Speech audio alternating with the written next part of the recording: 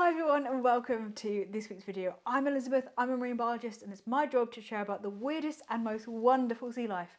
And in today's video, I'm going to be exploring all the different ways that we can track marine life going into 2026. And one of my goals for 2026 is to get better at recording the species that I go out and see in exciting ways. I think one of the reasons I haven't ever recorded like individually the species that I've always found is that that's something I associate with going and doing academic research. I did it a lot during that, and so when I went rock pooling on my own time, I didn't want to go and then also add all these different things like logs and all this different stuff.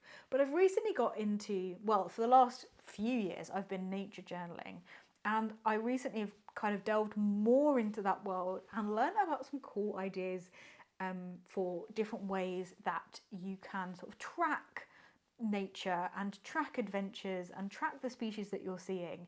And I want to combine that with my sort of research knowledge of the stuff that I know that I would maybe have logged during my research days, combine that with my science and art and come up with some ideas of some sketchbook pages or spreadsheets or just like scraps of paper that when you go out and see nature, you can track it. And we're going to be talking about things where you can track things for the entire year, or you can track them for just individual species, or just an individual trip that you just might be so special that you want a way to sort of capture what you have seen.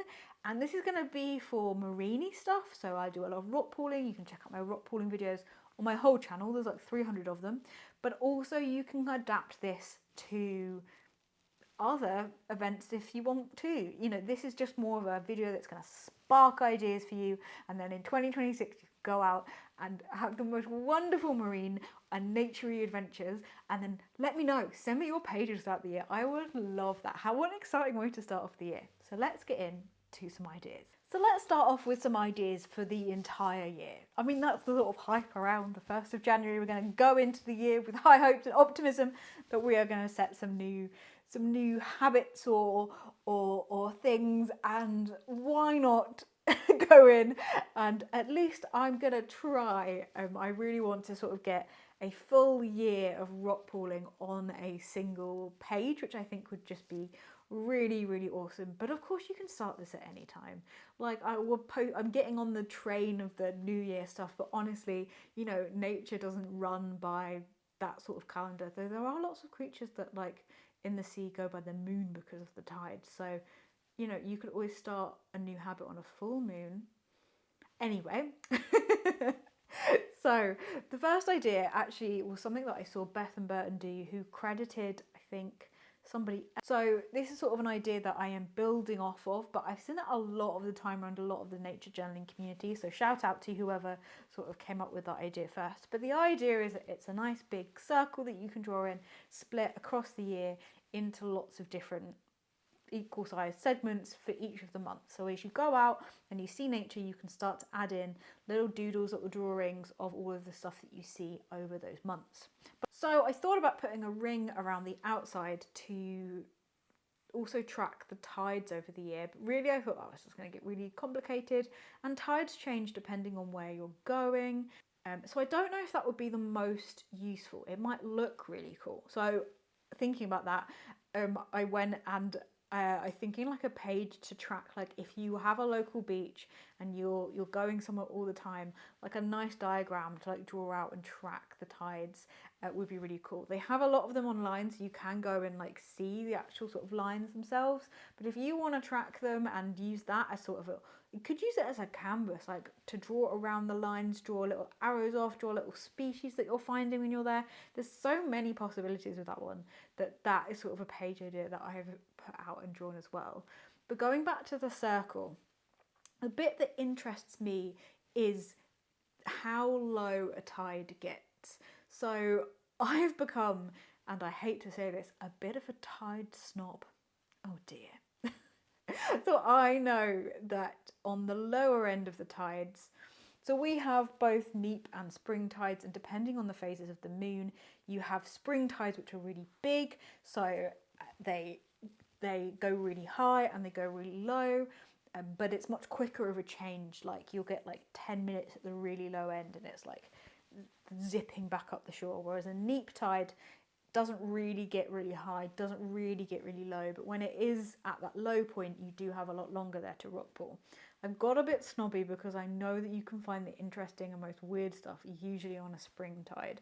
And so if I'm going rock pooling and it doesn't drop like lower than a meter in the height of the charts, I'm like, I'm just gonna wait and go when it's a meter, which is terrible. I should be going all the time, but they're just. I'm trying to get out of that habit, but I want to test that this year. Is my rock pooling snobbery valid? So I think what I thought about is having like little squares or little bits that you can input when you go rock pooling. At whatever location it is, where is the low point of the tide, and maybe you could then split it up to like the creatures you saw at rock pooling at each bit of the tide.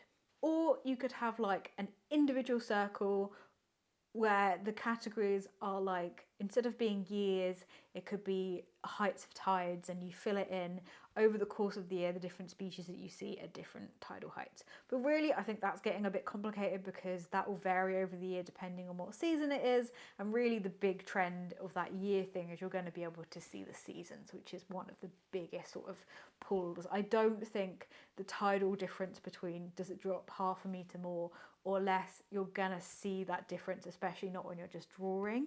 So I'm gonna move on to some more sort of specific like ways, and also talk about some of the ways that I've recorded data when I've done stuff for my sort of research or learn how to do it in sort of undergrad and uni. I actually had an assignment when I was in Puerto Rico, which is like the coolest 2 weeks of ever.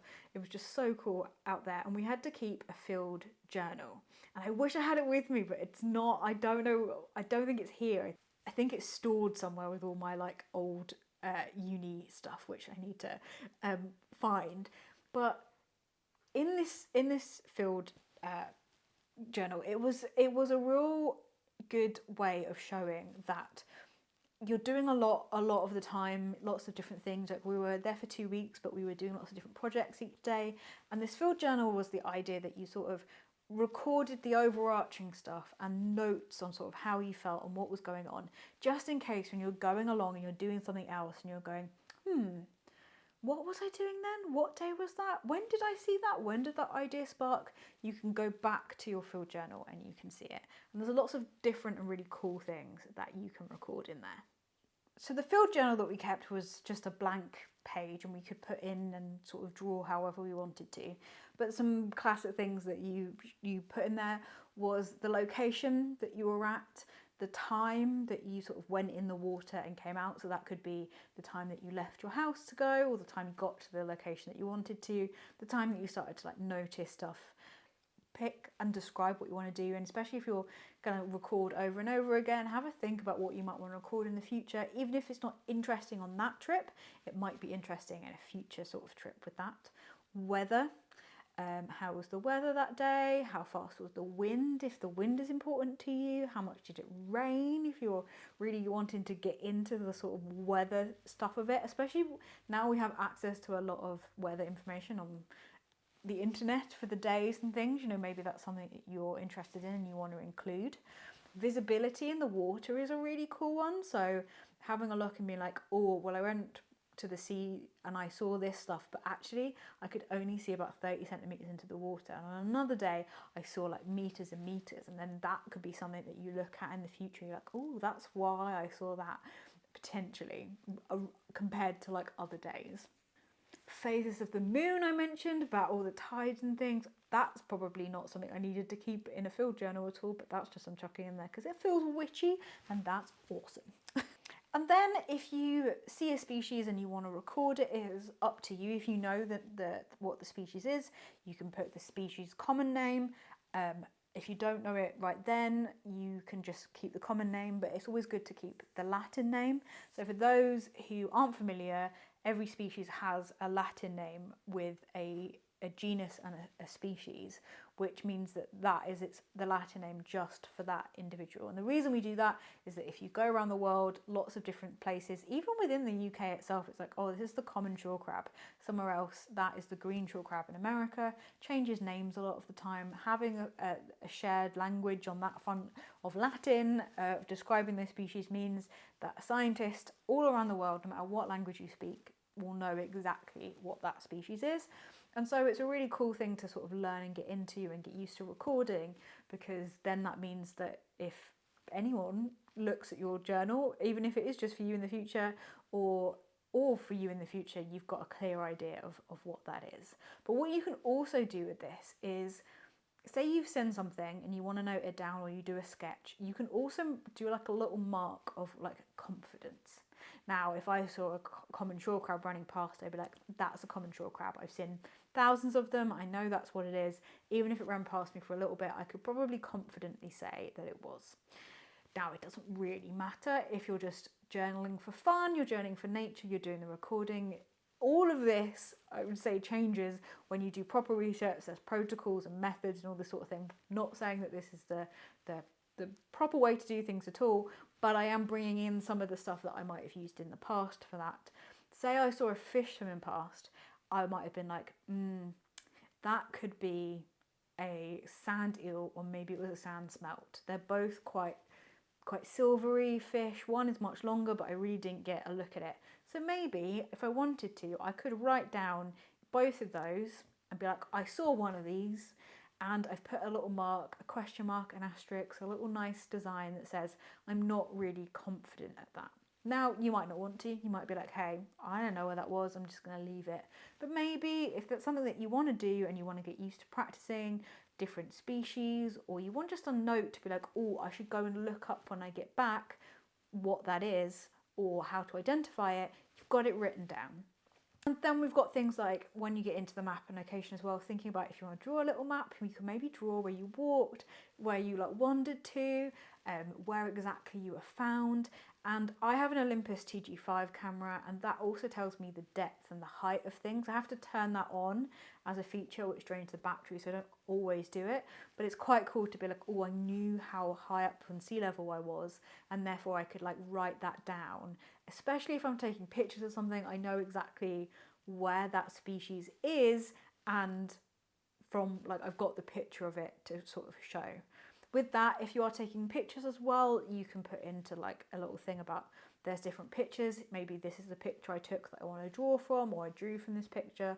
Little notes to say where those pictures and data are stored. All of that sort of goes into classically like field journaling stuff. Any notes that are going to be useful for you, for future you who might not have the clearest memory of kind of what went on, is there ready for you to look at. Or also you can write down like who you're with, if you've gone with anyone, that sort of stuff too. It might seem like a lot of information, but what you could do is start to create layouts in your nature journal that sort of repeat for each visit that you go. Maybe there's certain ways that you want to try out, but you can start to nail it down into like a layout that you really like. Maybe you have the map in the corner, the little dates of things. Maybe you want to draw out just the species that you saw really quickly. Maybe you want to do more of a description. Maybe you want to like make that note about the photos that you took and then go back home and do like a more detailed drawing from the photograph with like anatomy drawings and different stuff. Maybe you want a separate section for that. Maybe you want it all in there. So what I've done is I've gone away and like had a play around with a couple of things that I've chucked in different layouts sort of roughly so that you can have a look. Should have been playing over this video.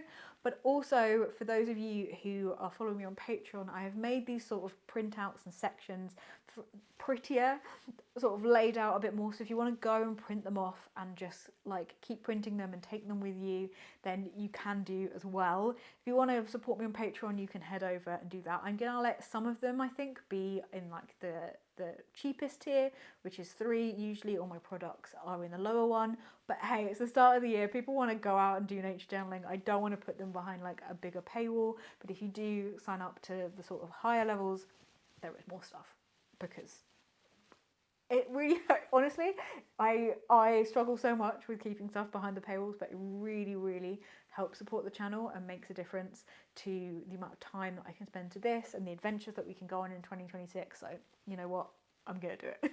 that sort of trips that go round and sort of are like, well, I've gone on a rock pooling trip, here is a nature journey page that encompasses it all. But let's chat about some of the more niche things that maybe we want a nature journal to record, or different ways to sort of do that.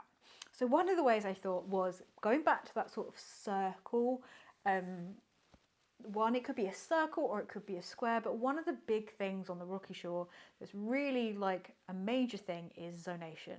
So at the top of the shore you find very different species to the bottom of the shore, and it changes every few meters because being out of water and how long different animals can survive and do that sort of thing really plays into lots of different stuff. So what I thought would be really cool is that you could go and do a nature journaling trip where you walk from the top of the shore to the bottom of the shore. Actually, I do it the other way around. Where you walk from the bottom of the shore to the top of the shore, which is the better way to do it because you always then are walking like up away from the tide. You never want to sort of be walking towards it when it's coming up because you don't want to risk sort of getting in a sticky situation with the sea there. So if you could go and you could draw the species you see from the bottom of the shore all the way up to the top and sort of mark that. Or you could split it and be like, oh, these are all the lower shore species I've seen in the last month. Here are the mid shore species I've seen in the last month, and the upper shore species I've seen in the last month. Or collectively like track that over the year and see if you sort of see a cool difference with that sort of thing. I also recently found out about a really old like medieval style of notebook, which I think would work really well in nature journaling. Commonplace books. And what a commonplace book is it makes sense. I suppose back in medieval times, books were a luxury. You wouldn't have a lot of copy of stuff. Like, how did you see something and keep it? And it was, I think, the medieval equivalent of a Pinterest board. You would have your notebook, and at the top of each notebook, like page of a notebook, you would have a quote. Maybe it was, back then, it was like prayers, or like maybe parts of stories or things. And so when you read something, maybe like a prayer about health, you would write down that in that page of a section. And so you would fill up a notebook, not page by page, like going down next page. You would sort of fill the whole notebook with titles and then fill it up over time into each page, which actually really worked well with my brain. I think that would be really cool. I really want to start one, like a physical Pinterest board. And so I thought you could do that with different species, different places, different categories of different animals, working through all of the phylums of things like echinoderms. So you could have a page where you sketch the urchins and the sea stars that you see, and if you find a sea cucumber, which I'd love to find a wild sea cucumber, I haven't seen one. I've only seen one in aquariums, putting that out there for the next year.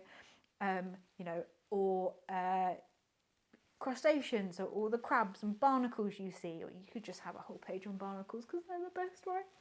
Barnacles. So although that's not really like a layout that I could sort of give as like a template or something, I just think it's a really cool idea, almost of a whole notebook that you could take into that year. Like if that's how you wanted to record all the species you saw, like record them that way by being like, oh, which would be really awesome.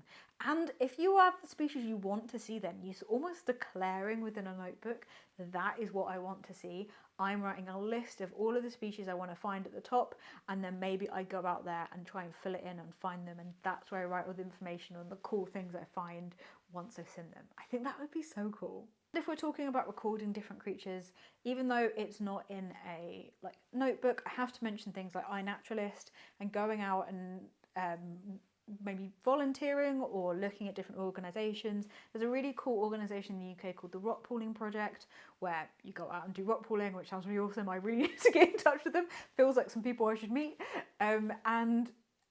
They have a thing called a BioBlitz, which is often done in like across the board. It's where everyone goes out at the same time and has a set way of recording things, and you go along and you find as many species as you could and combine them all. So you have a long list of all the species that you could find there that day. And although that's not like a nature journaling thing, that's a really cool way of recording what you see, putting it out there, and also in that capacity that can maybe then be used for research, it can be used to inform science, it can be used across the board. So there's different ways and different combinations, and you could do any and all of the things that I have sort of mentioned in the thing. I haven't made my mind up yet about what I want to do for 2026. I think I definitely want to do the circle year species calendar, and I think I would love to give a go at the vertical zonation thing as a video idea, but I want something else, and I'm thinking maybe the commonplace notebook, or I fill up a whole sketchbook where I have a layout and I do a really detailed, lovely drawing of each of the times I go rock pooling. But then I also vlog rock pooling, don't I? So does that cover it? Maybe I should speak my logs. Maybe I should do it like, you know, when a captain is like, it's day 328 and I am the captain and here are my thoughts. I saw 400 barnacles today. It was a good day. Let me know what interests you most. Let me know what you're going to do, and if you do any of the pages ideas, please let me know. I cannot get enough art. Even if it's not Marini, I will love it still, so please share. Thank you all for watching this video. Again, you can go check out my Patreon where it has some more of the pages that are done more fancily for, and I hope you have amazing nature journaling adventures in 2026. Bye everyone!